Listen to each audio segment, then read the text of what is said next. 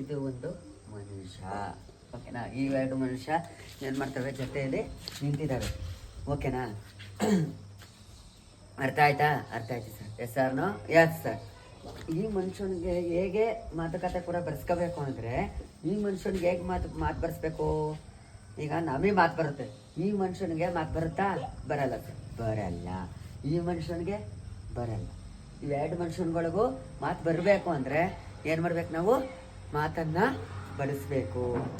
ಮಾತು ಬರ್ಸ್ಬೇಕು ಅಂದರೆ, ಬರ್ಸಿದ್ರು ಮಾತಾಡಲ್ಲ ಇವು ಮನುಷ್ಯಗಳು. ನಮ್ಮನ್ನೇ ನೋಡ್ಕೊಂಡು ನಿಂತಿದ್ದಾವೆ.